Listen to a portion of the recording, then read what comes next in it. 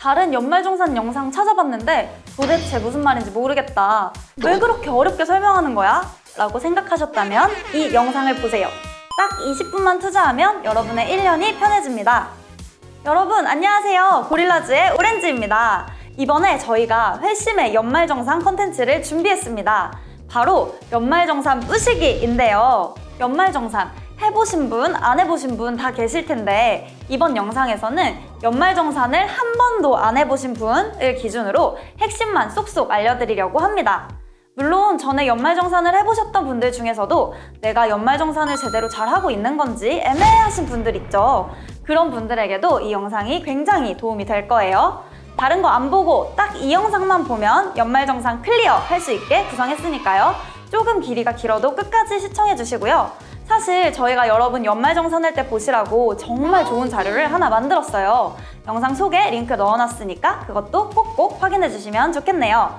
자, 그럼 연말정산 뿌시기 시작합니다.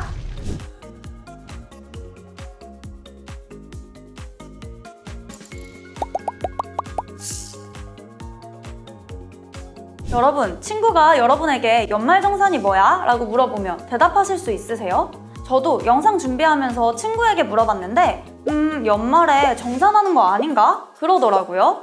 물론 이게 틀린 건 아니지만 연말정산을 설명하려면 누가, 무엇을, 왜, 어떻게 연말에 정산하는 건지 이 빈칸들을 채워야 합니다. 먼저 누가를 살펴볼게요.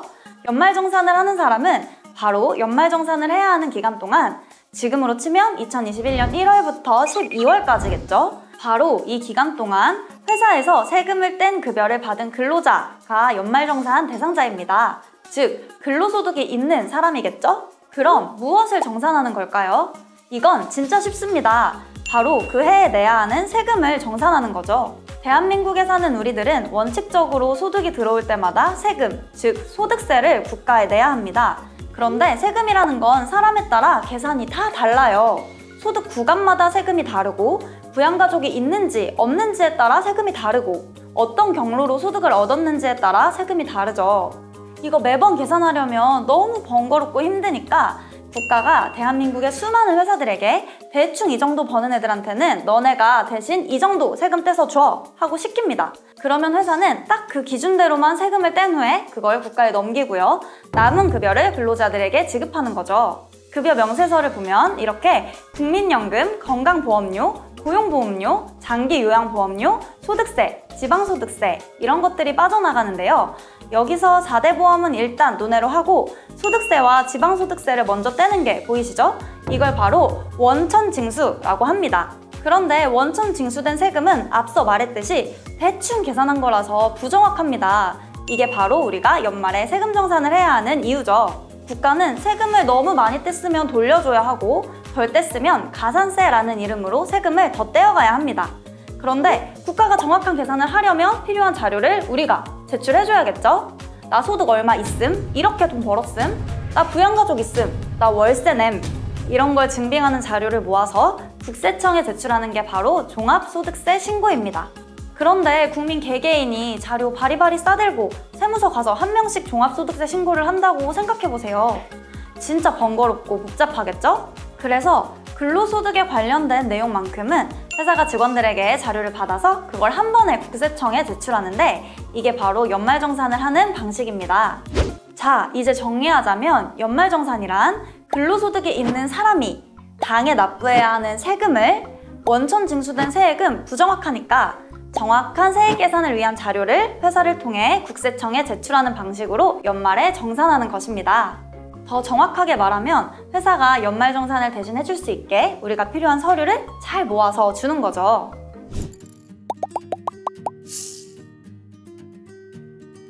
연말정산에 대해서 가장 많이 듣는 질문 중 하나가 연말정산하면 대체 뭐가 좋냐는 거죠. 보통 연말정산을 해서 돈을 돌려받으면 좋고 더 내면 안 좋은 거라고 많이들 생각을 하시는데요. 이건 좋다 나쁘다의 문제가 아니라 내가 세금 납부 의무를 제대로 다 했는지 넘치거나 부족하게 한 건 아닌지를 확인하는 겁니다. 그래서 돌려받는다고 무조건 좋은 것도 아니에요. 원천징수로 세금을 100만 원 냈었는데 연말정산하고 5만 원을 돌려받는 거랑 30만 원을 냈는데 연말정산 후 5만 원을 더 낸 경우를 생각해보면 연말정산에서 돈을 돌려받지 못한 후자가 세액은 훨씬 적게 지출한 거니까 더 좋은 거죠. 결국 제일 중요한 건 내가 받을 수 있는 세금 혜택을 제대로 파악해서 적절한 양의 세금을 납부하는 것이 연말정산의 의의라고 할 수 있겠습니다.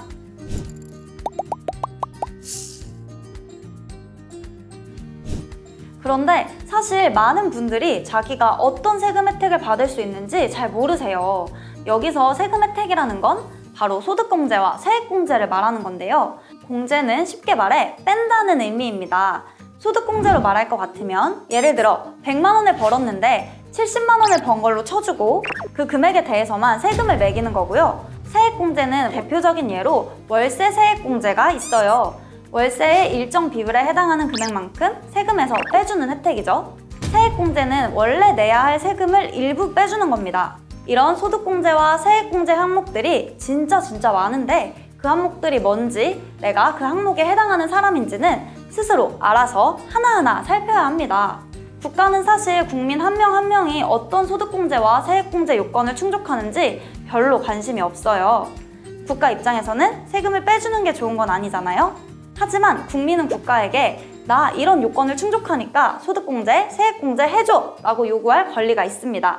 이거 굉장히 유명한 말인데 권리 위에 잠자는 자는 도와주지 않는다 라는 말 혹시 알고 계신가요? 공제를 요구할 권리가 있는데도 가만히 있으면 누가 대신 그 권리를 찾아주겠어요? 나 살기도 바쁜데. 물론 공제 항목을 하나하나 빠뜨리지 않고 살피는 일이 쉽지는 않습니다.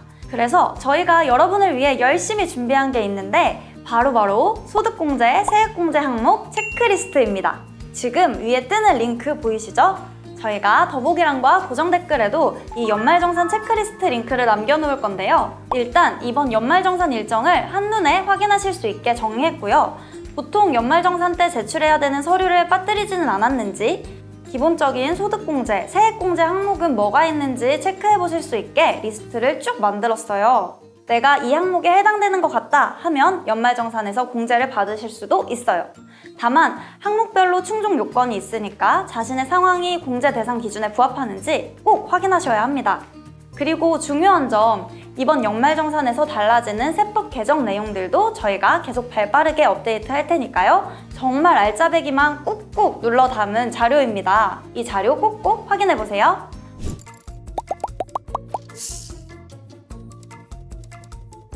자, 그럼 이제 연말정산을 어떻게 준비하는지 그 실전입니다. 연말정산을 자세히 뜯어보면 과세표준이다, 총급여다, 뭔 말인지 알 것도 같은데 사실 전혀 모르겠는 그런 단어들이 엄청 많이 등장합니다. 그런데 여러분은 초보시잖아요? 당장 연말정산을 준비하는데 이런 단어들 정확하게 몰라도 괜찮습니다. 그냥 이 순서만 기억하세요. 소득, 소득공제, 소득확정, 세액공제, 세액확정. 이게 무슨 말이냐 하면 일단 우리가 번 근로소득이 있겠죠. 당연히 소득이 많을수록 세금을 많이 내게 되는데 여기서 소득공제를 받으면 원래는 이만큼 벌었는데 요만큼 번 걸로 쳐주게 됩니다. 그렇게 소득이 확정되고요. 그 소득을 기준으로 세금이 부과되는데 세액공제를 받으면 또 그 세금의 액수가 줄어듭니다. 그렇게 최종 세액이 확정되면 끝이죠. 그럼 중요한 게 뭐겠어요? 당연히 내가 받을 수 있는 소득공제와 세액공제 내용을 찾는 거겠죠. 그래야 최종적으로 세금을 덜 낼 수 있으니까요. 아까 말씀드린 그 체크리스트를 보시면 대략적으로나마 어떤 소득공제와 세액공제 항목이 있는지 확인하실 수 있습니다. 이제 어떤 흐름인지 대충 감을 잡으셨다 싶으면 공동인증서나 패스, 간편인증서 같은 전자서명을 준비해주세요. 그리고 국세청 홈택스에 입성합니다. 홈택스에서 할 수 있는 일은 무지무지하게 많은데 오늘은 딱 3가지만 기억하시면 됩니다. 연말정산 미리보기 서비스, 연말정산 간소화 서비스, 연말정산 일괄 제공 서비스, 이 3가지입니다.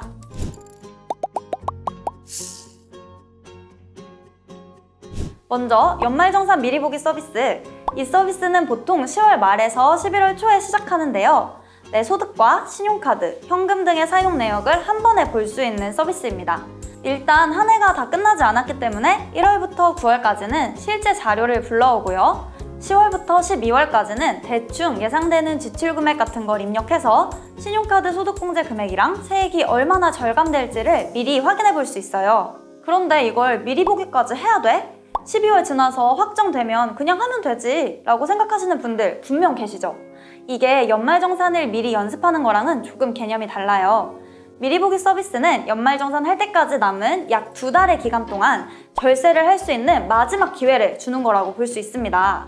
여기서 지금까지 쓴 금액도 공제 영역별로 파악할 수 있고 남은 기간의 지출 계획도 세워볼 수 있어요.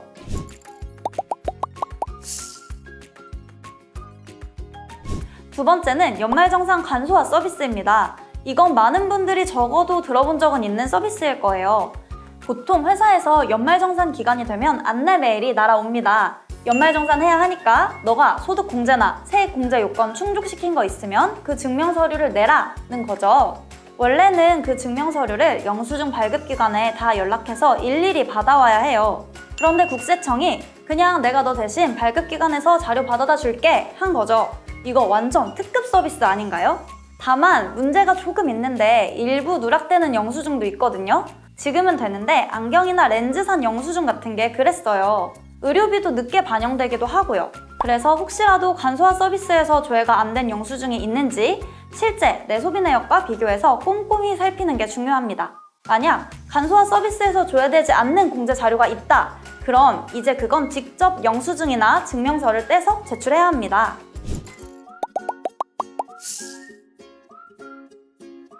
마지막, 연말정산 일괄 제공 서비스입니다. 이건 2022년 연말정산, 즉 올해 2021년 귀속 연말정산의 최초로 도입된 서비스인데요. 지금까지는 근로자가 간소화 서비스로 증명서류를 다 받아서 프린트하거나 PDF 파일로 회사에 제출했거든요.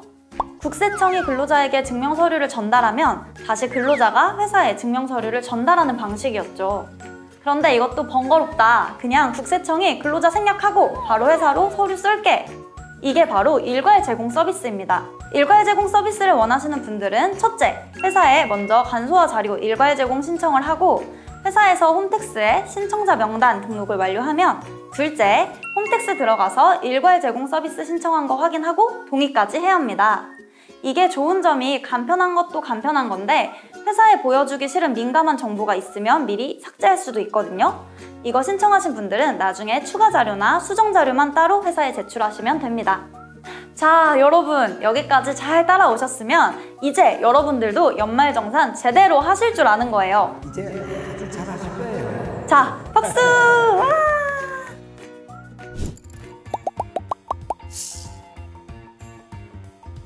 사실 설명만 들어도 연말정산 진짜 귀찮을 것 같죠? 챙길 것도 많고 이왕 하는 거 꼼꼼하게 잘하고 싶은데 그래서 더 스트레스 받고 그렇게 스트레스 받다 보면 그냥 안 하고 싶어집니다. 그런데 진짜 안 해도 될까요? 일단 회사에서 빨리 서류 내놓으라고 여러분을 엄청 쫄 거기 때문에 안 하시는 분들은 거의 없을 거라고 생각하지만 진짜로 안 하면 각종 공제나 세금 감면 혜택을 받을 수 없는 건 당연하고요. 무신고 가산세라는 걸 물어야 하는 경우도 있어요. 제대로 소득신고 안 했으니까 그 벌로 원래 내야 하는 세금에다가 더 내라고 하는 거예요. 내야 할 세금의 20%나 더 부과된다고 하니까 연말정산 꼭 확실히 해야겠죠?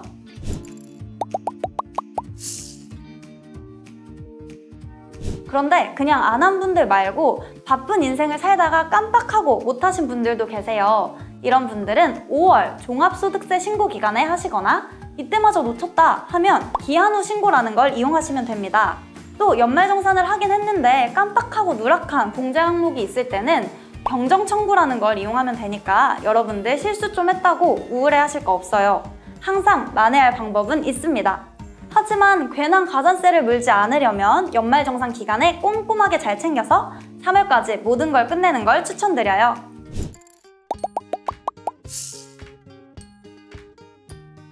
자, 이제 진짜 마지막으로 저희 고릴라즈가 연말정산 꿀팁을 모아 대방출하는 시간을 가져보겠습니다. 꿀팁 5가지만 기억해주세요. 꿀팁 하나, 해마다 바뀌는 내용 미리 챙겨두기. 공제 항목이나 공제 요건, 공제율은 매 똑같지는 않거든요. 작년만 해도 코로나 때문에 달마다 신용카드 공제율이 다르기도 했어요. 그래서 해마다 바뀌는 내용들을 찾아보는 게 중요합니다. 꿀팁 2, 연말정산에 맞는 가계부 항목 만들기. 연말정산하면서 결국 대충 홈택스에서 줘야 되는 것만 신고하고 나머지는 모르겠다 다 됐겠지 하게 되는 가장 큰 이유가 뭔지 아시나요? 그게 간소화 서비스에 뜨는 거랑 내 소비 내역, 공제 항목 등을 비교하려고 해도 막상 그때까지 비교해볼 자료를 정리해두지 않거든요. 이걸 평소에 준비하는 그나마 가장 일상적이고 간편한 방법이 바로 소득공제와 세액공제 항목에 맞게 분류 체계를 만들어 가계부를 써보는 겁니다. 결제 수단에 따라 신용카드, 체크카드, 현금으로 나눠서 기록하고 지출 내역에 따라 근로소득세, 보험료, 의료비, 교육비, 월세, 연금저축, 대출 상환액 등등등등 이런 항목들을 월마다 어느 정도 정리해두는 거죠. 사실 사회초년생 분들에게는 꼭 연말정산 때문이 아니더라도 수입, 지출 관리를 위해 가계부를 꾸준히 쓰는 걸 추천드려요. 꿀팁 셋! PC, 홈택스에서는 되는데 모바일, 손택스에서는 안 되는 서비스 체크하기. 요즘 스마트폰으로 모든 걸 해결하다 보니 모바일, 손택스도 많이 발전했는데요. 그래도 PC와 모바일의 차이가 있어요. 손택스는 패스, 카카오톡 인증서 같은 간편 인증서로는 로그인이 불가능하고 공동인증서와 금융인증서로만 로그인할 수 있습니다. 단, 지문을 등록하면 지문으로 로그인이 되니까 편리해요. 또 손택스는 앞에서 말씀드린 3가지 서비스 중에서 연말정산 미리보기 서비스 이용이 불가능합니다. 지금 이 영상 보시고 미리보기 해보실 분은 PC 홈택스로 접속해주세요. 꿀팁 넷! 홈택스 운영시간 기억하기. 많은 직장인분들이 평소에 바쁘시니까 집에 와서 자정이 넘은 시간에 홈택스를 켰다가 낭패 보셨다는 얘기를 의외로 참 많이 들었습니다. 보통 연말정산 기간 내에 홈택스를 이용할 수 있는 시간은 오전 6시부터 자정 12시까지니까 기억해 두시고 괜히 김새는 일이 없으시길 바랄게요. 마지막 꿀팁! 5월 종합소득세 신고기간 이용하기. 올해 이직이나 중도퇴사를 해서 공제 자료를 회사를 통해 제출하실 수 없는 분들도 있죠. 아니면 내 지출 내역을 회사에 공개하고 싶지 않거나 근로소득 말고 추가소득이 있는데 그걸 회사에 알리기 싫다 그럴 수 있잖아요. 이럴 때는 5월을 기다리시면 됩니다. 앞에서 종합소득세라는 단어가 몇 번 나왔는데요. 프리랜서, 개인 사업자처럼 연말정산을 대신해줄 회사가 없고 근로소득 외에도 소득이 다양할 경우에는 매년 5월에 모든 소득에 대한 신고를 하거든요. 이때 세금 정산을 하시면 됩니다. 여러분, 저희 고릴라즈가 준비한 연말정산 뿌시기 좀 도움이 되셨을까요? 어때요? 잘 뿌실 수 있으실까요? 열심히 만든 영상인 만큼 연말정산이 처음이신 분들에게 실질적인 도움이 될 수 있다면 좋겠습니다. 영상 괜찮으셨다면 구독, 좋아요, 알림 설정 부탁드릴게요. 그리고 이 영상과 저희가 만든 체크리스트 있죠? 주위에 친한 분들, 연말정산 초보, 동지들한테 널리 전파해주세요. 그것만 체크해도 훨씬 수월하게 연말정산 하실 수 있을 거예요. 편하게 보시라고 저희가 일부러 비번 설정도 안 했습니다. 대신 추가적인 소식이 나올 때마다 업데이트 될 수 있으니 꼭 버전을 확인해 주시고 자주 들여다봐 주세요. 그리고 오늘 보신 영상에서 궁금한 점이 있거나 고릴라즈에서 달아줬으면 좋겠다 하는 주제가 있다면 얼마든지 댓글로 달아주시고요. 저희가 모든 개별적 상황에 대해 답변 드리진 못해도 질문이 많으면 나중에 Q&A를 준비해 볼 수도 있으니까요. 그럼 여러분 모두 연말정산 승리하세요! 안녕!